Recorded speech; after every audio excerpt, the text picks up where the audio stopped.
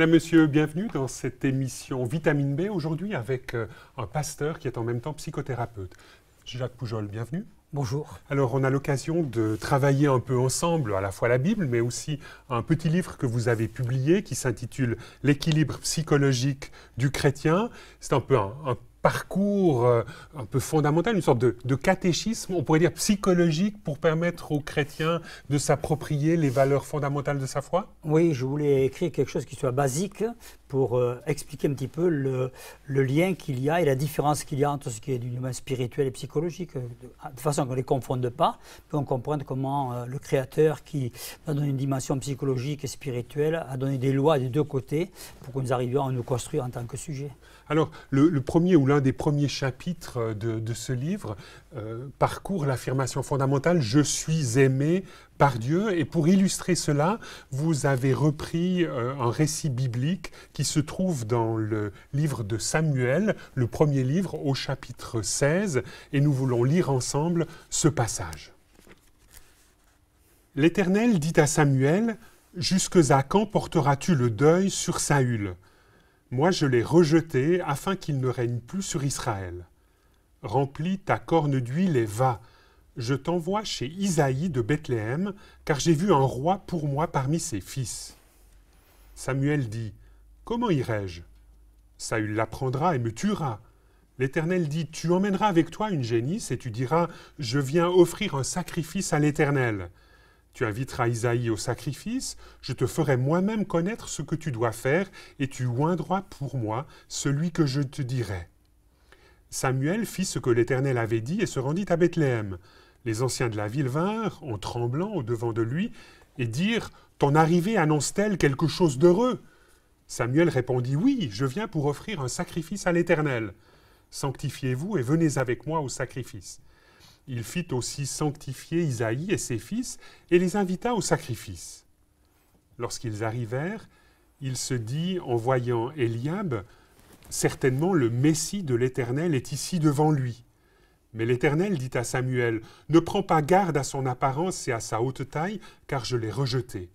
Il ne s'agit pas de ce que l'homme considère. L'homme regarde à ce qui frappe les yeux, mais l'Éternel regarde au cœur. » Isaïe appela Abinadab et le fit passer devant Samuel.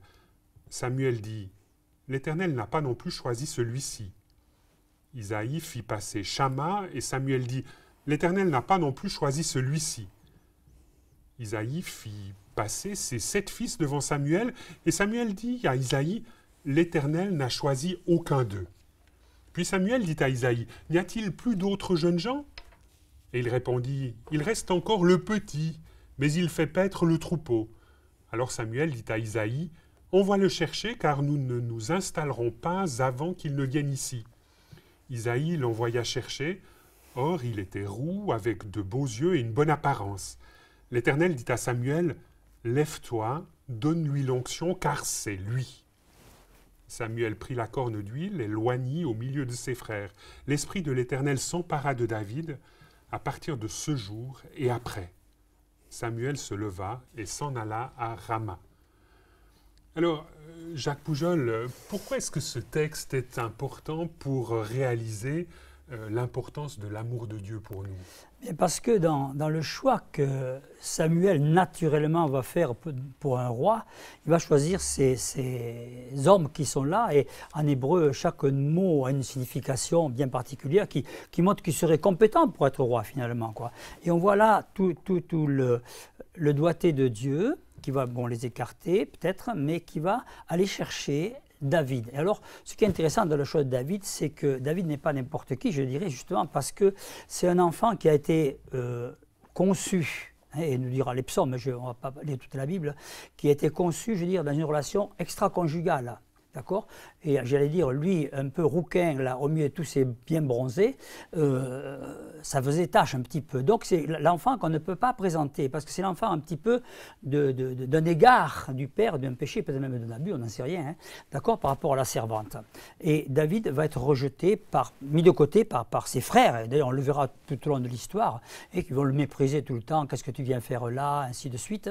Et c'est celui-ci qui a rien pour plaire, je dirais, qui démarre dans la vie avec un handicap énorme, comme cela que Dieu va dire et nous montrer à travers lui. C'est chacun d'entre nous qui est appelé comme cela, par son nom, qui est appelé parce que nous correspondons à un désir de Dieu. Donc finalement, il y a quelque chose d'un peu exemplaire dans cette histoire de David, qui vient nous dire que finalement, Dieu aime tout un chacun. Oui, parce que David va analyser son histoire. On a tous ces écrits de David dans les psaumes et ailleurs, et il va nous dire quelque chose de phénoménal, je dirais, qu'il a compris, qui est peut-être le cœur des choses.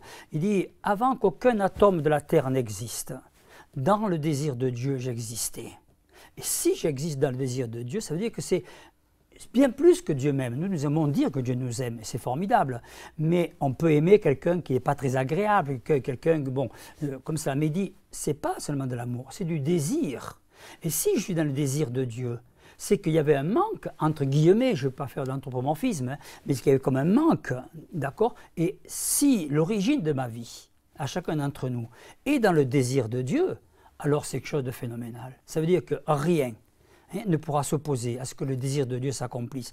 C'est pour ça qu'on aura toute l'histoire du salut. C'est que ce désir de Dieu va aller jusqu'à donner sa vie pour nous sur la croix, pour nous amener à accomplir, je dirais, être à la hauteur du désir qu'il a sur nous.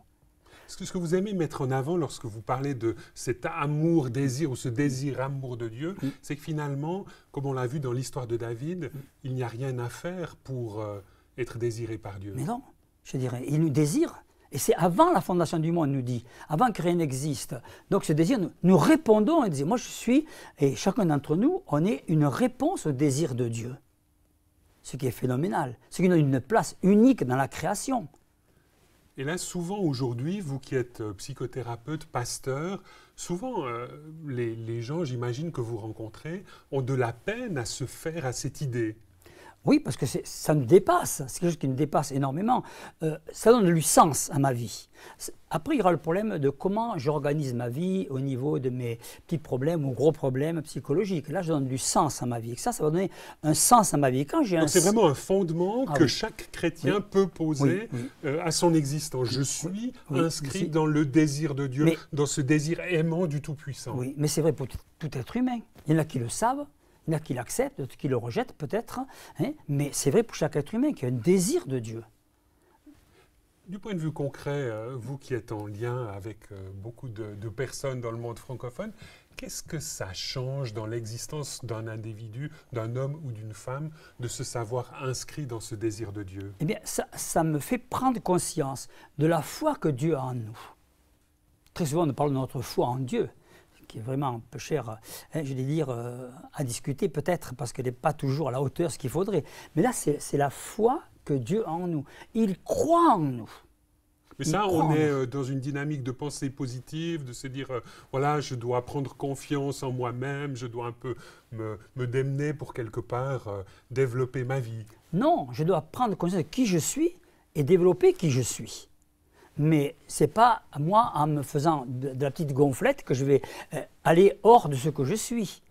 D'accord ? Je crois que l'arbre est dans la graine.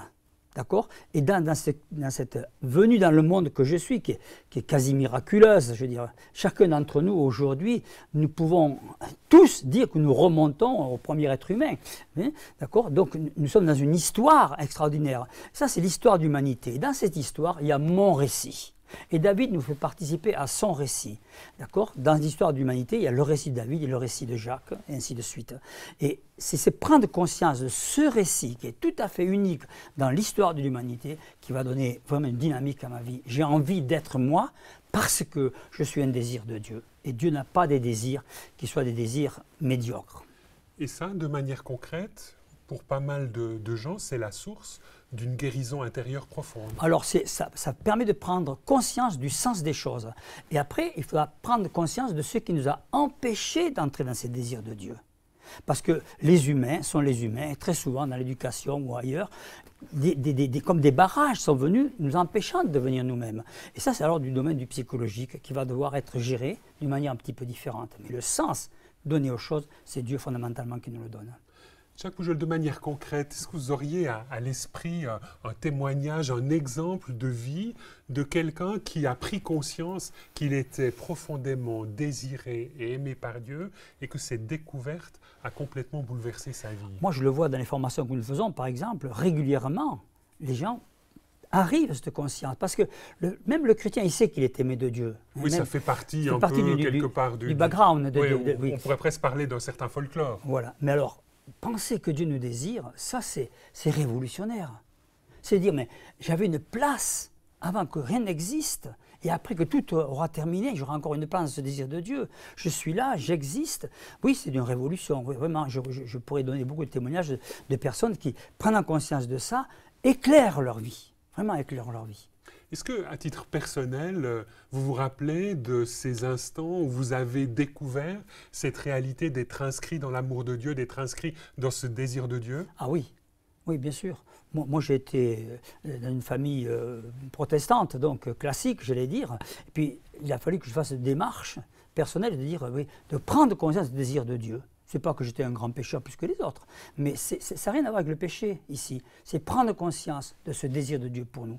Alors ça nous donne, et on se sent, trois choses je vais dire ici, hein, d'accord? Vraiment pour moi, je parle pour moi ici, je me sens reconnu, vraiment reconnu pour ce que je suis, reconnu avec mes capacités, mes dons, ainsi de suite. Hein. Je me sens entendu dans mes faiblesses, dans mes hésitations, dans mes doutes, entendu. Et puis, troisièmement, je me sens confirmé dans ce que je suis, parce que Dieu dit « j'ai confiance en toi ». J'ai confiance dans ce désir que j'ai eu pour toi, et je sais que tu peux avancer dans ce désir. Quoi. Comment est-ce que vous faites aujourd'hui pour réactualiser cette conscience d'être désiré par Dieu? Parce que j'imagine que, vu votre parcours à la fois pastoral et de formateur en psychologie, en psychothérapie, ça fait longtemps que vous avez vécu cette expérience-là. Oui. Est-ce que finalement, dans le parcours d'un chrétien, c'est important de se replonger dans ce désir, dans cet amour de Dieu assez régulièrement? Oui, je vais prendre un exemple. J'y pensais ce matin justement, en préparant l'émission. J'ai dit, c'est la paille et le grain. La paille, c'est ce qui enveloppe le grain. Hein, elle est nécessaire à un moment donné, la paille. La paille, c'est tout ce que nous vivons au quotidien, sans nous rendre compte que c'est... Et puis, le grain, c'est cette parole qui est en nous. Et au fur et à mesure que nous avançons, nous prenons conscience que la paille va tomber, et qu'elle va sécher un jour ou l'autre, d'accord, et que va rester le grain. Et je voulais prendre conscience, c'est ça l'idée, prendre conscience du grain que porte la paille, et pas les confondre les deux.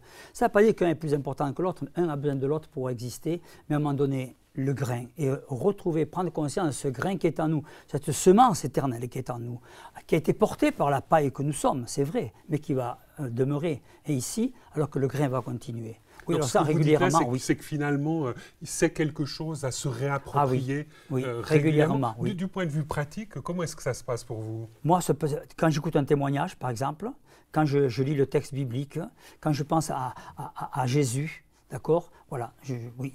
Tout à coup, vous reprenez conscience de votre inscription personnelle dans ce désir de Dieu. Oui, oui. C'est aussi quelque part un peu l'œuvre du Saint-Esprit? C'est l'œuvre du Saint-Esprit. Il vous rappellera. Il nous rappellera. Je crois que l'Esprit nous rappelle en nous ces choses-là, tellement importantes. Nous sommes. Hein, voilà. Jacques Poujol, merci beaucoup de nous avoir emmenés dans ce premier volet de cette réflexion autour de votre livre, L'équilibre psychologique du chrétien, et de cette importance de prendre conscience du fait que chacun est aimé et désiré par Dieu. Madame, Monsieur, nous espérons que cette émission vous aura intéressé. Au revoir et à bientôt.